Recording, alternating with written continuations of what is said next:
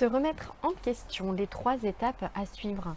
Bonjour, je suis Mylène, l'auteur du blog Les Défis des Zen. Et dans cette vidéo, j'ai envie de vous parler de remise en question, de remise en cause et partager avec vous quelques étapes à suivre, à mon avis, avec mon vécu pour se remettre en question efficacement, j'ai envie de dire.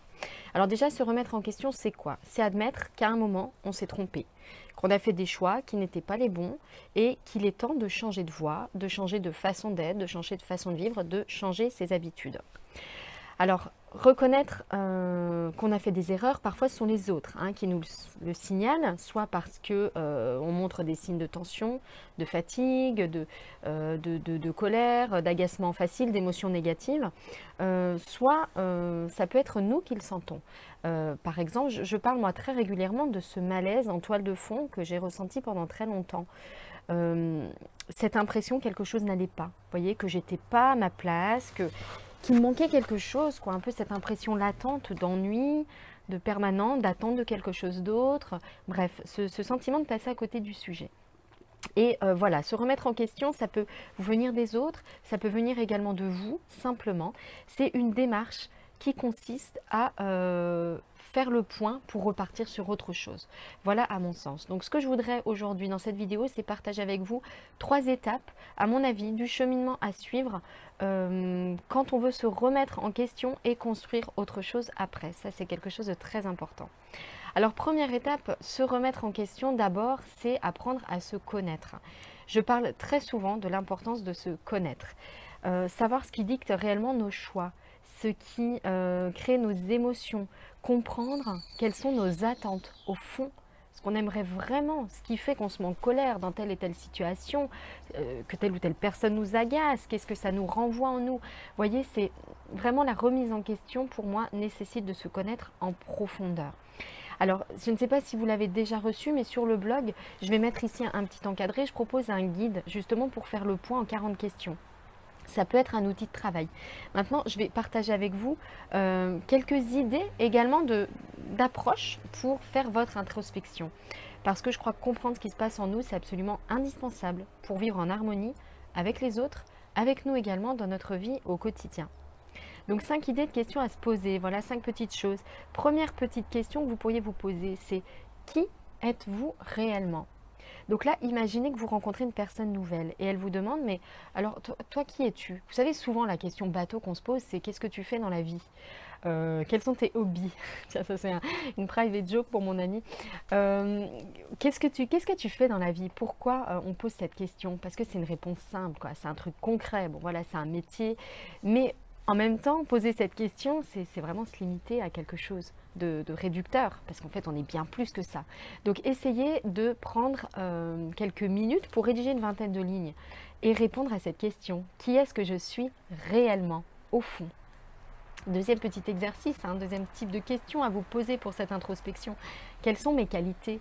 Quel est mon plus gros défaut? Alors, volontairement, on parle de 10 qualités et un seul défaut, parce qu'on est assez critique avec nous-mêmes en permanence, donc on ne va pas continuer à mettre l'accent sur nos points négatifs. Donc là, l'idée, c'est d'essayer de réfléchir à vos principales qualités. Si c'est difficile à faire pour vous, voyez un petit peu ce que votre entourage dit de vous de manière générale quand il vous présente de manière positive. Autre petit exercice, parlez de votre passion. Qu'est-ce que vous adorez faire? Qu'est-ce que vous aimeriez faire davantage si vous n'aviez plus de contraintes de temps ni d'argent? Voilà, c'est ça exactement votre passion. Alors exercez-vous pareil à écrire un petit paragraphe dessus. Comment est-ce que vous présenteriez cette passion à une personne qui vous demanderait, qui ne connaîtrait pas par exemple, et qui vous demanderait de lui en parler un petit peu? Autre petit exercice, ce que je n'ai jamais osé dire. Là, l'idée c'est de revenir sur un événement que vous gardez un petit peu enfoui en vous, quelque chose de honteux, quelque chose qui vous a mis mal à l'aise, qui vous a mis très en colère, quelque chose de traumatisant, quelque chose que vous avez gardé enfoui. Et là, l'idée, ça va être d'écrire également une petite page, par exemple, une lettre à vous-même, pour revenir sur cet événement, ce que vous avez ressenti, ce que vous ressentez encore en vous quand vous pensez à cet événement. Autre petit exercice que j'aime bien d'introspection, c'est les 5 pourquoi. Parce que quand on se remet en question, ça va nous amener à refaire un petit peu le point sur nos objectifs actuels, si on a l'habitude de se fixer des objectifs, bien sûr. Faire un petit peu le point sur ces objectifs actuels. Pourquoi est-ce que j'ai fait ces choix? Où est-ce que je voulais aller? Est-ce que c'est encore nécessaire de suivre ça? Et il y a un petit exercice intéressant à faire dans ce cas-là, c'est la question des 5 pourquoi. Demandez-vous pourquoi est-ce que vous suivez cet objectif? Pourquoi est-ce que vous êtes fixé cet objectif? Et une fois que vous avez répondu, demandez-vous encore pourquoi. Une fois que vous avez répondu, encore pourquoi. Et demandez-vous comme ça 5 fois pourquoi, jusqu'à arriver quelque part à cet objectif ultime, qui pourrait être votre mission de vie, qui pourrait être une grande valeur, vous voyez, quelque chose de primordial pour vous, qui a vraiment du sens pour vous. Et l'idée, c'est qu'une fois que vous avez identifié cet objectif ultime, c'est de voir s'il n'y a pas d'autre manière d'y arriver. Et donc, si vous ne devez pas, si vous n'êtes pas arrivé à un point, vous devez modifier ces objectifs pour vous en refixer d'autres plus conformes à vos attentes du moment. Donc voilà, première étape, c'est cette introspection. Donc il y a le guide que je vous propose sur le blog pour apprendre à se connaître, pour faire le bilan, faire le point en 40 questions. Et puis il y a ces petits exercices d'introspection que je viens de partager un petit peu avec vous. Mais ce n'est pas tout. Se remettre en question, à mon sens, ça ne peut pas être fait uniquement de son côté, dans son coin. Se remettre en question, c'est prendre également l'habitude de se décentrer. De se décentrer pour se mettre à la place de l'autre. Alors bien sûr, on voit le monde à notre façon, avec notre vécu, nos perceptions, nos sensations, nos interprétations, nos jugements, etc. C'est vraiment difficile de se mettre à la place des autres, mais c'est une habitude à prendre. Parce que autant on partage tous un objectif commun qui est d'être heureux, autant on a vraiment tous notre vécu, notre façon de vivre, notre histoire qui n'est pas du tout la même. Et si on oublie ce vécu des autres, si vous voulez, on va prendre de mauvaises décisions et ça va être difficile de vivre en harmonie avec les autres, dans la bienveillance, dans l'acceptation. Donc moi, ce que j'aime bien, c'est un petit exercice de programmation neurolinguistique que j'essaie de faire régulièrement et notamment lorsque j'ai vécu une situation conflictuelle. C'est de se mettre à la place de l'autre. Donc si vous avez vécu une situation un petit peu difficile, essayez cet exercice. Donc à froid, la situation est passée. Vous allez la revivre en vous mettant à votre place avec tous ces détails.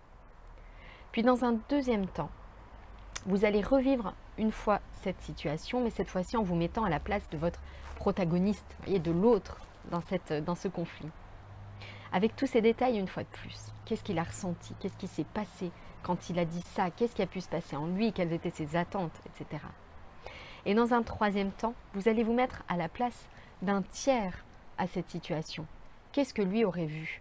Vous voyez, pour essayer de sortir un petit peu de cette subjectivité des émotions très fortes qu'on ressent et qui sont parfois un petit peu irrationnelles parce qu'en fait elles font appel, elles rebondissent sur plein de choses un petit peu cachées, un petit peu enfouies en nous et qui du coup ont exacerbé un peu notre réaction dans cette situation conflictuelle. Donc voilà, sortir de votre cadre, élargir votre point de vue, adopter d'autres angles de vue, d'autres champs de vision. Voilà, c'est très important pour se remettre en question au quotidien, voilà, de se décentrer régulièrement. Et troisième petite étape, se remettre en question, d'après moi, c'est aussi passer à l'action pour avancer.